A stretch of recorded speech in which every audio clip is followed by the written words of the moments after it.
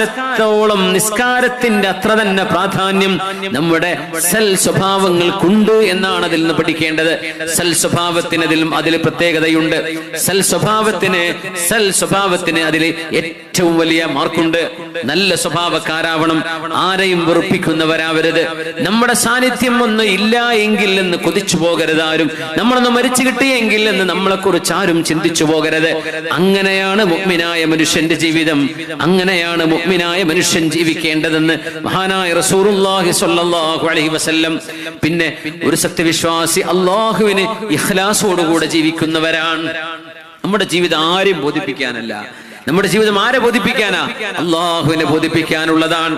Saad Ibnu അബീ വഖാസ് റളിയല്ലാഹു അൻഹുവിന്റെ ഹദീസിലേക്ക് വരാം. അല്ലാഹുവിന്റെ റസൂൽ പറയുകയാണ്, വഅമ്മാ ഇക്രിമ, മഹാനായ സഅദ് റളിയല്ലാഹു അൻഹു പറയട്ടെ, സഅദ് റളിയല്ലാഹു അൻഹു ഇക്രിമത്ത് ഇബ്നു അബീ ജഹൽ എന്ന് പറയുന്ന അബൂ ജഹലിന്റെ മകൻ ഇക്രിമ റളിയല്ലാഹു അൻഹു സ്വഹാബിയാണ്. ആരെങ്കിലും വിചാരിക്കോ അബൂ ജഹലിന്റെ മകനൊക്കെ മുസ്ലിമാവുന്നു? അബൂ ജഹലിന്റെ മകൻ ഇക്രിമ റളിയല്ലാഹു അൻഹു സ്വഹാബിയാണ്. ഇന്ന് പല സംഭവങ്ങളുണ്ട്. ഇസ്ലാമിന്റെ വലിയ ശത്രുക്കള്, വലിയ ക്രിറ്റിക്കുകള്, ഇസ്ലാമിന്റെ നിരൂപകര്, ഖുർആനെ ചീത്ത പറയുന്നവര്, അല്ലെ യുക്തിവാദം പറയുന്നവര്, അവരുടെ മക്കൾ ഇസ്ലാമിലേക്ക് വരുന്നുണ്ട്. അബൂ ജഹലിന്റെ മകൻ ഇക്രിമ റളിയല്ലാഹു അൻഹു 1 നമ്പർ സ്വഹാബിയാണ്, ഹബീബിന്റെ സ്വഹാബിയാണ്, ഷഹീദാണ്. നബി ഞങ്ങൾ പറഞ്ഞിട്ടുണ്ട്, ഇക്രിമ റളിയല്ലാഹു തആല അൻഹു, ഇക്രിമ റളിയല്ലാഹു തആല അൻഹു നിങ്ങളുടെ മുമ്പിലേക്ക് വരും. നിങ്ങൾ ഇക്രിമയെ നിങ്ങൾ ചീത്ത പറയരുതേ. നബി ഞങ്ങളുടെ മനസ്സിലറിയുമായിരുന്നു ഇക്രിമ റളിയല്ലാഹു അൻഹു ഇസ്ലാം സ്വീകരിക്കുമെന്ന്. ഞങ്ങൾ പറഞ്ഞു, ഒരു മനുഷ്യന്റെ വാപ്പയെ ചീത്ത പറഞ്ഞാൽ, ആ വാപ്പാക്കത് മരിച്ചുപോയ വാപ്പയെ ചീത്ത പറഞ്ഞാൽ ആ വാപ്പാക്കൊരു കുഴപ്പം അതുകൊണ്ട് പറ്റുന്നില്ല, പക്ഷെ ജീവിച്ചിരിക്കുന്നവർക്ക് വേദനയുണ്ടാകും. ആദ്യം പറഞ്ഞു കൊടുത്തു. എന്തെന്നറിയോ? ഇക്രിമ റളിയല്ലാഹു അൻഹു മുസ്ലിം വഴി, അബൂജഹലിന്റെ മോനല്ലല്ലോ നിന്റെ വാപ്പ, ഈ ഉമ്മഹത്ത് കണ്ട ഫിറഔനല്ലേ എന്ന് പറഞ്ഞ് അബൂജഹലിനെ കുറ്റം പറയണ്ട. മരിച്ചുപോയില്ലേ, കഴിഞ്ഞു. ജീവിച്ചിരിക്കുന്ന മകന്റെ മുമ്പിൽ വെച്ച് വാപ്പയെ പറയുമ്പോ മക്കൾക്ക് വേദന ഉണ്ടാകും. ഇക്രിമ വരും, ഇക്രിമ മുസ്ലിമാകും, ഇക്രിമ റളിയല്ലാഹു അൻഹു ഇസ്ലാം സ്വീകരിക്കും. ഇക്രിമയുടെ മുമ്പിൽ വെച്ചുകൊണ്ട് അബൂജഹലിനെ വേദനിപ്പിച്ചുകൊണ്ട് നിങ്ങളാരും പറയരുത്, ഇക്രിമയുടെ വാപ്പയെ കുറ്റം പറയരുത് എന്ന് പുണ്യനബി പഠിപ്പിച്ചിട്ടുണ്ട് സ്വല്ലല്ലാഹു അലൈഹി വസല്ലം. എന്തിനെന്നറിയോ? അള്ളാഹുവിന്റെ റസൂലിന്റെ സ്വഭാവ ഗുണമാണത്. നബിയുടെ ശത്രുവല്ലേ അബൂജഹല്? എത്ര നബിയെ വേദനിപ്പിച്ച ആളാണ്. ഹബീബ് സുജൂദ് ചെയ്യുമ്പോൾ അവിടുത്തെ പരിശുദ്ധമായ തലയിലേക്ക് കല്ല് കൊണ്ടുവന്നിടാൻ അതിന് സന്നദ്ധത കാണിച്ച ആളാണ്. ഹബീബിന്റെ തലയിൽ കാലുകൊണ്ട് ചവിട്ടി പിടിച്ചിട്ടുണ്ട് സുജൂദിൽ കിടക്കുമ്പോ. അങ്ങനത്തെ ആള് ഫിർഔനു ഹാദിഹിൽ ഉമ്മ, ഈ ഉമ്മത്ത് കണ്ട ഫറോവയാണ് അബൂജഹൽ എന്ന് നബി ഞങ്ങൾ പറയുമായിരുന്നു. ആ അബൂജഹല് പക്ഷേ അള്ളാഹുവിന്റെ ഹബീബ് ഇക്രിമ റളിയല്ലാഹു അൻഹുവിൽ നിന്ന് ഹിദായത്തിന്റെ നൂറ് കാണുകയാണ്. ഇക്രിമ ഇസ്ലാം സ്വീകരിക്കാൻ പോകുന്നു എന്ന് നബി ഞങ്ങൾ അറിഞ്ഞു സ്വല്ലല്ലാഹു അലൈഹി വസല്ലം.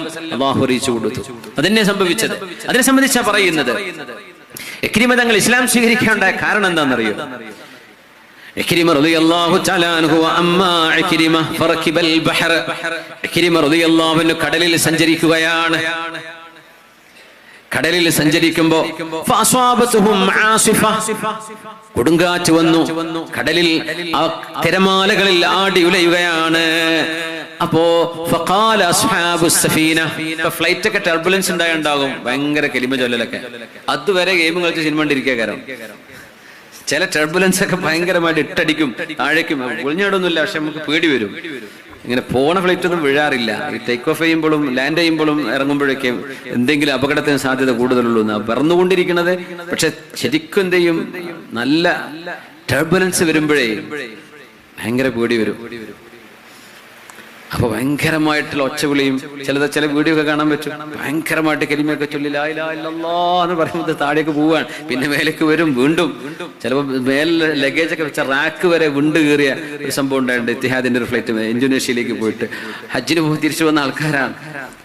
അപ്പോ ചില നേരത്തെ നമ്മൾ വല്ലാണ്ട് പേടിക്കും. അവിടെ അള്ളാഹുവിനെ വിളിക്കല്ല, അതിന് എന്ത് ചെയ്യും? ഇക്രിമ റളിയല്ലാഹു അൻഹു സംഘവും കടലിലാണ്. GPS ഇല്ല, കര എവിടെയെന്ന് കിട്ടൂല, കാറ്റിനനുസരിച്ചാ പോകുന്നത്. ഏത് ലാൻഡിലാണ്, ഏത് ഭൂഖണ്ഡത്തിലാ പോയി അണയാന്ന് പോലും അറിയില്ല. ആ സമയത്ത് കപ്പലിലെ ആളുകൾ പറഞ്ഞു, അഖ്ലിസൂ ഫഇന്ന ആലിഹതകും ലാ തുഗ്നി അൻകും ശൈഅൻ ഹാഹുനാ. ഏകനായ പടച്ചവനെ വിചാരിച്ച് നിങ്ങൾ എന്തെങ്കിലും പറഞ്ഞോളൂ. അല്ലാതെ നിങ്ങൾ പൂജിക്കുന്ന ഈ ദൈവങ്ങളും നിങ്ങളുടെ ആരാധ്യ വസ്തുക്കളോ നിങ്ങളുടെ ബിംബങ്ങളോ ഒന്നും നിങ്ങൾക്ക് ചെയ്തു തരാൻ പറ്റൂല. അതുകൊണ്ട് പടച്ചതമ്പുരാനെ നേരിട്ട് വിളിച്ചോളി എന്ന് പറഞ്ഞു. അപ്പോഴാണ് ഇക്രിമ റളിയല്ലാഹു അൻഹു പറഞ്ഞത്, വല്ലാഹി ലഇൻ ലം യുൻജിനി മിനൽ ബഹരി ഇല്ലൽ ഇഖ്ലാസ് ലാ യുൻജിനി ഫിൽ ബർരി ഗൈറുഹു അല്ലാഹുമ്മ ഇന്ന ലക അലയ്യ അഹദൻ ഇൻ അൻത ആഫൈതനി മിമ്മാ അന ഫീഹി അൻ ആതിയ മുഹമ്മദൻ സ്വല്ലല്ലാഹു അലൈഹി വസല്ലം ഹത്താ അളഅ യദി ഫീ യദൈഹി ഫലാജിദന്നഹു അഫൂവൻ കരീമാ. ഇമാം നസായി ഉദ്ധരിച്ച ഹദീസാണത്. ഇമാം നസായി തങ്ങൾ ഉദ്ധരിച്ചിട്ടുണ്ട് ഈ അസർ. ഇക്രിമ റളിയല്ലാഹു അൻഹു പറഞ്ഞു, റബ്ബേ, ഈ കടലിൽ നിന്നോടുള്ള പ്രാർത്ഥനയല്ലാതെ രക്ഷപ്പെടുത്തുകയില്ല. ഈ കടലിൽ രക്ഷ നൽകാൻ നിനക്കല്ലാതെ കഴിയില്ല റബ്ബേ. ഈ കടലിൽ രക്ഷ നൽകുന്നത് നീയാണെങ്കിൽ കരയിലും രക്ഷ നൽകുന്നത് നീയാണ്. വല്ലാഹി അല്ലാഹുമ്മ ഇന്ന ലക അലയ്യ അഹദാ, അല്ലാഹുവേ, ഞാൻ നിന്നോട് നെഞ്ചത്ത് കൈവച്ച് നിനക്ക് ഞാൻ വാക്ക് തരുന്നു റബ്ബേ, ഈ കടലിൽ നീ എന്നെ രക്ഷപ്പെടുത്തുകയാണെങ്കിൽ മിമ്മാ അന ഫീഹി, ഞങ്ങൾ ഇടപെടുന്ന ഞങ്ങൾ അകപ്പെട്ട ഈ വിഷമത്തിൽ നിന്ന് ഞങ്ങൾക്കെങ്ങാനും നീ മോചനം നൽകുകയാണെങ്കിൽ അൻ ആതിയ മുഹമ്മദൻ സ്വല്ലല്ലാഹു അലൈഹി വസല്ലം, കരയിലേക്ക് എത്തിയാൽ നിന്റെ റസൂൽ മുഹമ്മദ് നബി സ്വല്ലല്ലാഹു അലൈഹി വസല്ലം അവരുടെ അരികത്തേക്ക് ഞാൻ ചെല്ലും. ഹത്താ അളഅ യദി ഫീ യദൈഹി, അവിടുത്തെ പരിശുദ്ധങ്ങളായ കരങ്ങളിൽ എന്റെ കൈ ഞാൻ വെച്ചു കൊടുക്കും. ഫലാജിദന്നഹു അഫൂവൻ കരീമാ, ആ പ്രവാചകൻ ഏറ്റവും നല്ല മാന്യനും ഏറ്റവും നന്നായി മാപ്പ് കൊടുക്കുന്നവനുമായ ഒരു നബിയായിട്ട് എനിക്ക് കാണാൻ കഴിയുക തന്നെ ചെയ്യും. മഹാൻ പറയാണ്, ആരാണ് ഇക്രിമ റളിയല്ലാഹു അൻഹു എന്നറിയുമോ? അന്ന് ബദറിലും ഉഹദിലുമെല്ലാം ഖന്തഖിലും ഇസ്ലാമിന്റെ ശത്രുവായി നബിക്കെതിരെ യുദ്ധം ചെയ്ത ആളാണ്. വാപ്പയുടെ കൂടെ ബദറിലുണ്ട്. ഒരുപാട് ശത്രുക്കളോടൊപ്പം ദീനിനെ തുരത്താൻ വന്ന, ഹബീബിനെ കൊല്ലാൻ വന്ന ആളാണ്. പക്ഷെ അദ്ദേഹത്തിന്റെ മനസ്സിന്റെ ഉള്ളിലറിയാം, ഈ റസൂൽ അഫൂവാണ്, കരീമാണ്. എന്റെ പുണ്യ റസൂൽ, ഞാൻ എത്ര ശത്രുത കാണിച്ചാൽ തന്നെയും ആ റസൂൽ മാപ്പ് തരും. ആ റസൂൽ എന്നോട് മാന്യമായി പെരുമാറും.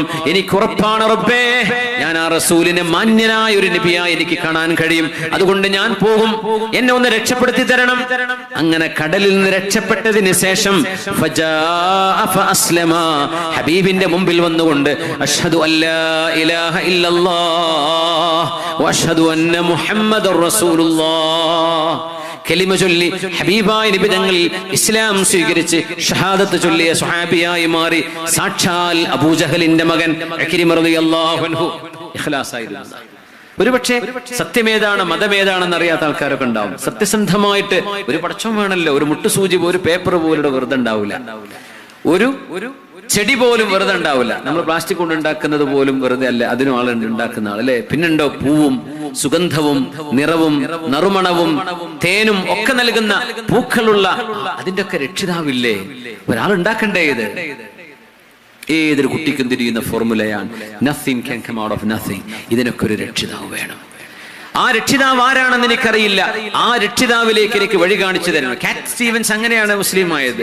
പോപ്പ് സിംഗർ, 1970-കളിലെ പോപ്പ് സിംഗർ. ഇപ്പോൾ അദ്ദേഹം ജീവിച്ചിരിപ്പുണ്ട്. കാറ്റ് സ്റ്റീവൻസ്, യൂസഫുൽ ഇസ്ലാം എന്നറിയപ്പെടുന്ന മിയാമി ബീച്ചിലാണ് അദ്ദേഹം മുങ്ങിത്താഴുമ്പോഴാണ്, oh my God, if you save me I will work for U.